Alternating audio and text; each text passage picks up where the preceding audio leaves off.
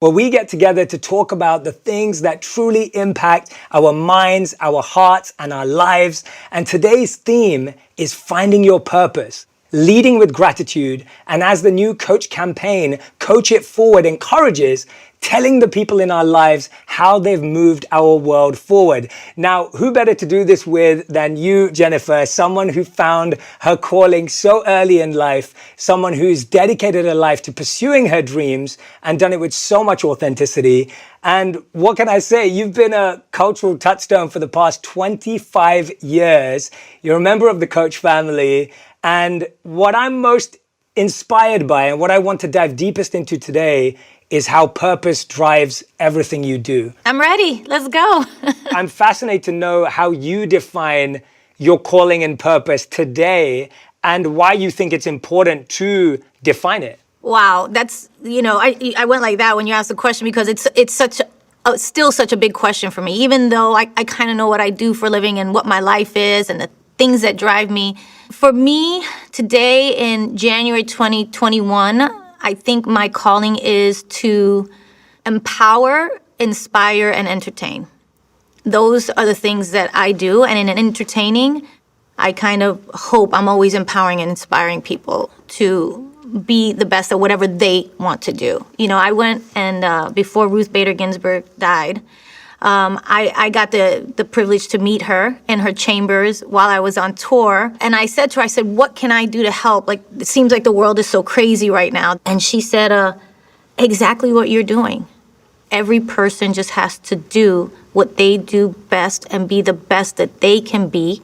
And in that, they will help the world. What a perfect answer. Thank you so much for sharing that, by the way. Since we're talking about purpose this month, and that's the topic, tell me a bit more about you. What exactly does a purpose coach do? That is a great question that my wife and my mom still ask me every single day. A purpose coach helps people figure out how they can have the deepest and biggest impact on people's lives using their gifts. And I believe there's someone out there right now, Jennifer, who's going to cure a disease and they don't even know it yet.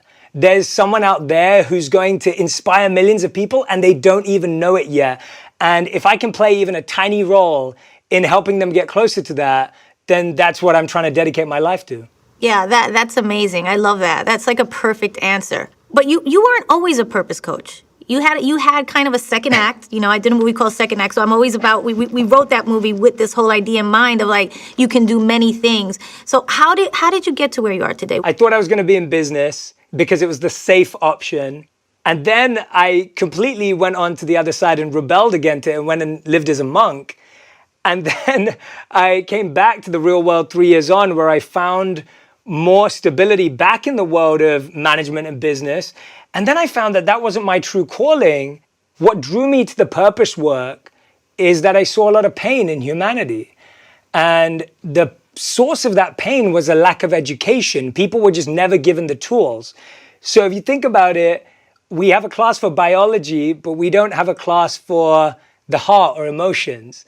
We have a class for math, they should but have we a don't whole have a school class for that. the mind. Yeah, they have a whole school for that. I always say, why don't they teach kids from very young to love themselves? I'm with you on that. You should start that school or a course or something.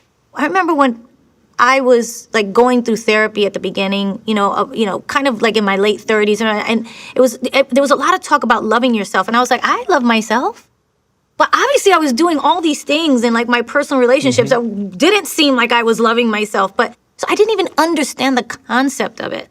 And it took time, and it's a journey, and it's still a journey for me. How do you feel that, people are struggling, obviously, as you know, as we're aware. How do you feel like finding your calling and purpose happens at difficult times and at tough times? Is that the right time to open your mind and heart up to that? Is there ever a right time? This is such a tough moment. It's a very tough moment, and the whole year has been tough. But many of us, if we're lucky, one of the blessings of 2020 was that we had a moment of pause. There was a moment where we could just stop for a second and we could look inward, even if it was just taking a few moments every day to take stock in those things and to prioritize what was really important in our lives, our family, our kids, and not only see what you want, but more importantly, who you want to be when it all comes back around. It's a great insight, great advice. Let's talk more about the words calling and purpose, all right? Because that's what this month is about. How would you define them? It's not the same thing as career, for example. Yeah, I think there's a difference between a calling and a career, because a career feels like something you're always pushing. Like you're like pushing it, trying to make it work. And a calling feels like something that's pulling you closer to it. Like it feels like you're being pulled towards it. And so, but I have to say that I do feel careers can evolve into callings. And so I often find that when people just start on their career, and rather than feeling like, oh my gosh, my calling's so far away or my purpose is so far away, let me just learn what I can from this because it's going to be useful later. There's going to be some part of it that's actually powerful for my future. And so I think that's how they connect and overlap. Yeah, and I think when you take on any job or anything that you have to do, even if it's like, well, this doesn't feel right, if you put your heart and soul into it and you do the best you can do, you're gonna get something out of it. It's gonna lead to something else. And when you're trying to be, like I said, you have to try to be the greatest of all time. Like you have to aim for that. And that's what I am. And when you're aiming for that, all of a sudden as an actor, you're like, when you're aiming to be the best actor you can, you realize that you have to learn what it is to direct. You have to learn what it is to produce. You have to understand what it is to be the set designer, to be because all of it works together. And you wind up, growing and growing and evolving just because you're open to being the greatest in the job that you have right there. It seems like even in your new single, In the Morning, you speak to metamorphosis. And it seems like what I'm hearing from you today is that everything's highly intentional. You're picking things because they seem deeply purposeful. Have you always been like that? Has that always been the way you've approached everything in life, where it feels deeply intentional? Yeah, I think because, I started as a dancer and I wasn't always the best dancer. I was a great dancer, but I wasn't the best dancer, and everybody's so competitive in these fields, right? But I knew that from the beginning, because of that, I put something extra into it. I put my heart into it. I put my soul into it. Into each move, there was a purpose behind it. Like everything had to speak something. And I learned that early on when I was dancing from when I was very young, that I had to, for it to affect people, since I couldn't kick my leg the highest, because I couldn't jump and make the split the highest, that I had to have something else that was connecting, because that, at the end of the day, doesn't really matter. What I realized what matters was actually, connecting in a way and putting a passion into each move and making everything mean something. Everything I do, I want it to have a purpose to it. I really want to remind people to own their power always. Morning to evening, it's not just when you're in the spotlight. It's like being your best self at every moment, even when the cameras are not on. I love hearing you say that you didn't think that you were the best dancer, because I think there's a lot of people just hearing that and going, just taking the pressure off of thinking that you have to have thought you were the best from that point on. So I think you have to strive to be the best. I think that's an important key. But you don't have to be the best to have success, you just have to not give up. You have to keep going. You have to always just know that you have something special to offer. But you have to strive. I think striving to be the best is part of the secret. When I've watched you, whether I've been watching your interviews or your performances, I always feel like it's more than entertainment. It's more about empowerment. Tell me about what's going on in your mind and what you want people to experience when you ask them to dream on. My mantra for this year, one of them, because I always have many, is to dream on. I really believe 2021 can bring change and healing.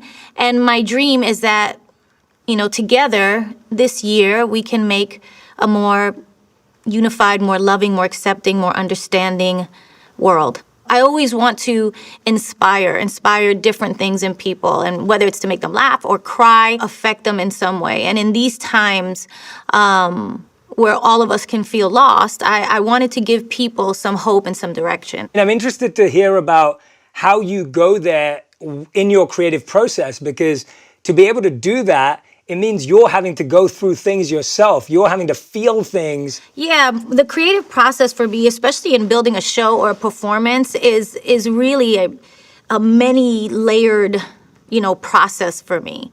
I don't think anything has an impact if you're not 100% in it and behind it. So when I'm creating something, I do it because I love it, and I love the moment-to-moment connection that I get with the audience, whether it's through a song or a movie or a live performance. I want it to be successful, of course, and I want to do my best, but I believe that things that resonate with me will resonate with other people. And when you make choices that way, yeah, there's always some risks involved. Some people are going to love it, some people are going to hate it, whatever. But I don't let that worry kind of overcome me. Is this the right choice, or should I be more cautious? Because I want to feel passionate about the things I create, and I think that shows in my work. Yeah, one of the things that really resonated with me was when on the last day of 2020, you used the launch of your J.Lo beauty brand to tell people to literally wash away 2020, like ceremoniously, right? It like was. And I feel like everybody needed to do that. Go ahead, I'm sorry. I agree with you. Everyone needed to do that. What do you think you were washing away in 2020, or what were you letting go of in 2020? With the launch, because it was on January 1st, and because it was a symbolic kind of new beginning of a new year, that the idea of washing away the year before, which was 2020, which was a year we all wanted to wash away, it was a chance to kind of wash away some of the pain, some of the uncertainty, some of the fear that we've all been experiencing this year. It was a chance to just wash away the energy of that year and really start fresh and know that that's possible. But we, as a collective, have experienced a lot of trauma over the past year. Physical, emotional, psychological. Is there such a thing, do you think, as universal healing? How do we move forward with purpose as, because we're all emotional works in progress? I love that. I'm so glad you asked me that question. There's a beautiful thing I read from a writer called Russell Barkley. And in it, he says that people who need the most love often ask for it in the most unloving ways. And I thought about that, and I think about that a lot, about how every cry for attention is a cry for love.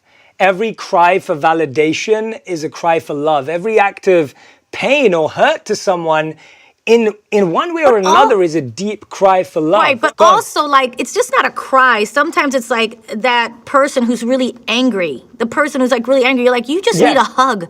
Let me give you a hug right now.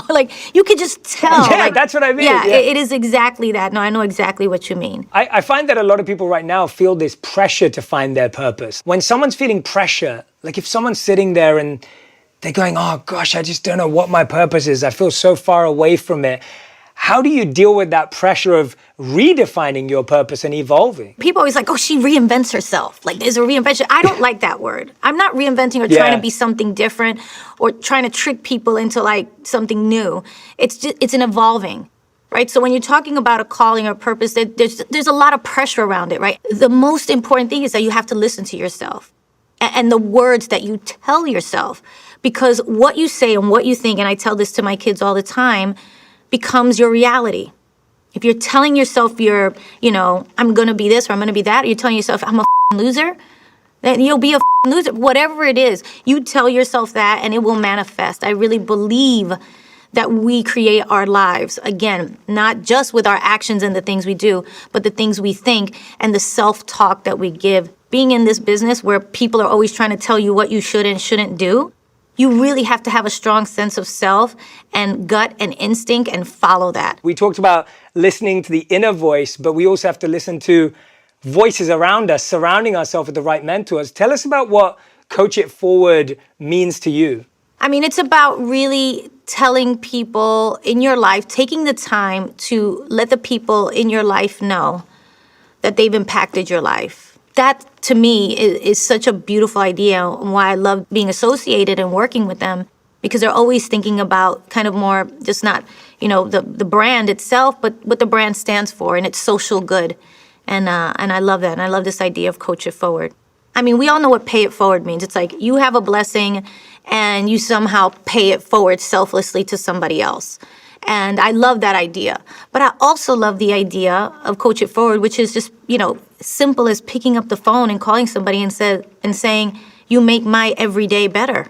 I would say who I talk to every day, maybe multiple times a day, is my producing partner and one of my very best friends, Elaine Goldsmith-Thomas. And she just pumps me up every day. She just, she goes, I feel like I have to remind you all the time because you're so hard on yourself and you're such a perfectionist.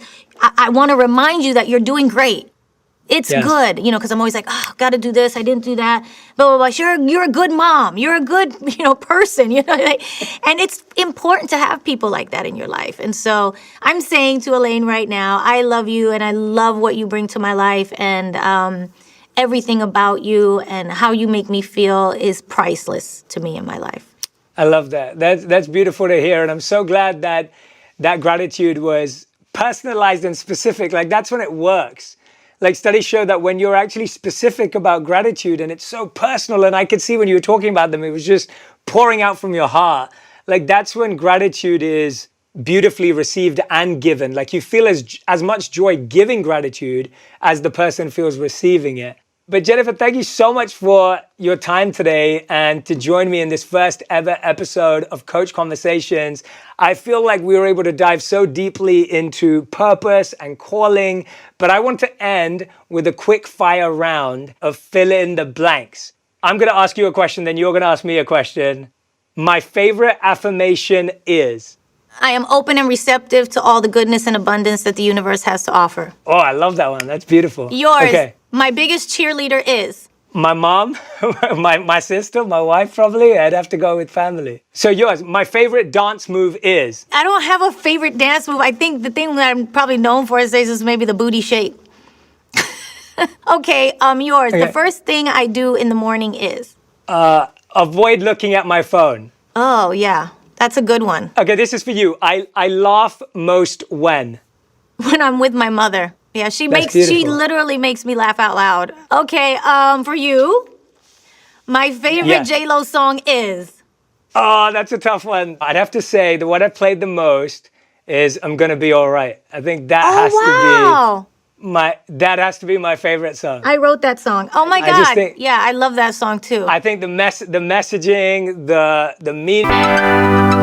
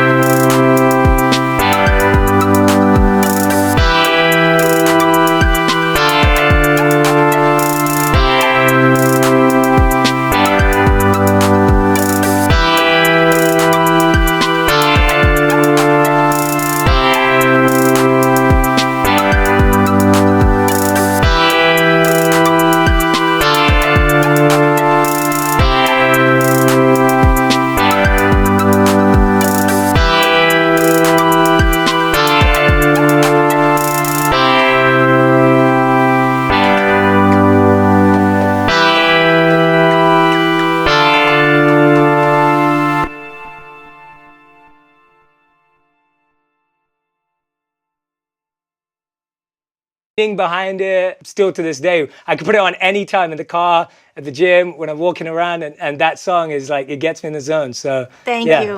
I love that. That is so, you really did know a song. Last question. My calling in one word is? It's too hard, one word.